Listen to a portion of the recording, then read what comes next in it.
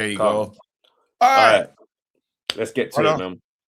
Listen, we saw the nastiest video drop that no one was ready for. Let's have it right. Andre Ward said it's viral. It's viral. Hell of a podcast, by the way, what Andre Ward is doing over there. I'm here. Oh, yeah.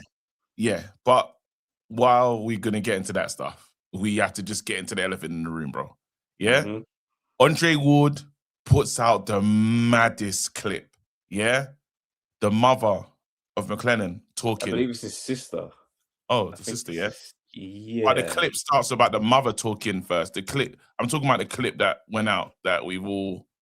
Yeah. You know, she says, because the mother says, holding my hand, this, that, and the other. And he was like, why is he holding my hand? Let me just double check. It's the mum. Is this... I think it's the... She said that he came to me, he's holding my hand, and I'm like, why is he crying like that? Yeah, no, it's his sister. It's his sister. It's his sister. Oh, snap. Lisa Mclellan, yeah. Okay. So the sister... Right, thank you for that, bro. That's journalistic integrity there. Yeah? Come on. This is very what we important. Do every single pod. I'm glad that's important, though. So, the clip goes as follows. They're talking about Nigel Benn and that super fight. Yeah. And what a night where lives change. I will say for all fighters, you know, like there's a different perspective in the end of that. But then the claim is the agent, basically, because it's really the agent that says, and his name's Kevin. Is that right? That's right. Yeah. So yeah, he says, go ahead. They're doing a documentary, or kind of like just, it's weird because they're doing a lot of like aftercare type stuff, you know, going out to see him. And it seems ITV are filming a documentary about both of these guys after the fight. And the way she explains it, there's a lot of back and forth, you know, her coming out to the UK, you know, guys going out there. On this particular trip, Nigel Benn doesn't go, but the agent, Kevin, goes. And I believe his surname is Kevin Lusheng, the agent of Nigel Benn. Yeah. And, you know, one of the things Gerald McLellan's sister Lisa mentions is that when Nigel comes to see Gerald, he's very apologetic. He's very much like, I'm so sorry. I'm so sorry. I'm so sorry. And that flags something to her that makes her kind of think, what's he so sorry about? So she holds on to that. And when she gets a one-on-one conversation with Kevin, she says, was he on steroids that night? And Kevin responds and says, absolutely. And it's just my thing, yeah, when you listen to the clip and Andre was talking, you're hearing it all, the whole thing play out, you're like, the assumptions that are being made, the first assumption that's being made is like any one that hurts a fighter is going to feel bad about what they've done to said fighter. That's right. That was the little part of the conversation that I was like, I don't know if you could read into that. And yeah, I wouldn't pick that up from that. Like, yeah, you can't use that and say this is why, because he was sad and apologetic. This is why this now means this. Yeah, because sorry could just mean I didn't mean to change your life. I just meant to win. I didn't mean to hurt you like this. You see what I'm saying? So that sorry doesn't necessarily just scream foul play.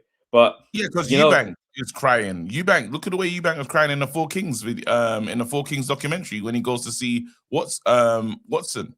You know, like he's like upset, and he's always upset after, even no matter what, he's always showing. He's cried many a times seeing him. So can you use that as the barometer to say that's a sign of foul play? Go ahead. It's just intuition, isn't it? Do you know what I mean? It's that thing of your gut feeling is saying something. It's because sometimes you get a gut feeling that doesn't have any explanation. Yeah. You just there like something ain't right about this story that you've given me. Absolutely. But then it's my thing is the timing of it all is just crazy, because this has been the worst week ever for Conor, you know, and how they're looking at Conor as a character. And then you have this drops. It's like I don't know, on some character, not on some character assassination thing, yeah. But it looks it's stinky. I won't like it stinks. Like, and you know, like that's one of the things that Conor wants to do going forward is to move on from anything like that. But now they're saying, we're not just saying you now, we're saying this is a family trait, is what they're trying to, what they're insinuating. And they say a small claim, and it's also not a new rumor. Like the rumor around that fight, they've existed for years and years and years. Like, so let me just throw the rumors out as I've heard them over the years, right? Yeah. The talk is on the way to the dressing room, he fainted, you know, and apparently it wasn't a genuine faint. It was to avoid the post-fight blood test. So as a way to just get out and go straight to the hospital. Another rumor that's floated around is that he used to hang around with these guys, these Essex guys, and they're like, you know, bodybuilders and stuff like that, into that kind of stuff. The other rumor is that his shorts, the blood that was on his shorts, they blood tested that, and apparently that posted as positive. Now, these are rumors that have floated around. Do you see what I'm trying to say? Over years. Yeah, and when you watch the performance, it's such a generational. It's a career best night. One of the greatest. It's one of the greatest fights that is one. And I didn't see it in the moment. I watched it as a replay, and I couldn't believe. Did you watch that? Did you watch that live with your family? I watched it live, bro, live. And I remember weirdly, you just support American fighters because in my mind they're the best. All the American fighters are the best ones. So I was just rooting for Mclellan, and I remember I was the only one in the room. My dad was just like. And my dad's an Ilford guy, and it same ends as Nigel, so that's his Anthony Yard. He wasn't having it from me, bro. Yeah. Anyway, first round happens, bro. I'm going mad because he's out the ropes, bro. I'm like, this guy is batting him, and then we go on to witness one of the greatest victory comebacks. It's absolutely insane, and it's like. If a Hollywood director just from scratch created a film, that's it. Out the ropes in the first round. Yeah.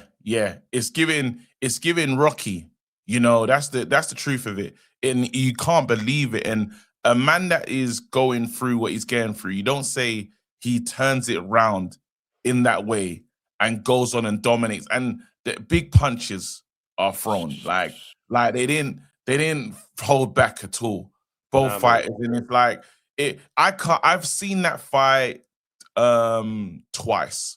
Yeah. Okay. I couldn't watch it again because of how it, like, the ending is too sad. You know, because I watched that, then I had to go and then I went and done all my research on Mclellan and stuff like that. I had to go and understand, and they were saying there was bad blood because they weren't really apologetic because they cussed, parents were cussed, everything was said. The build-up was the smokiest build-up.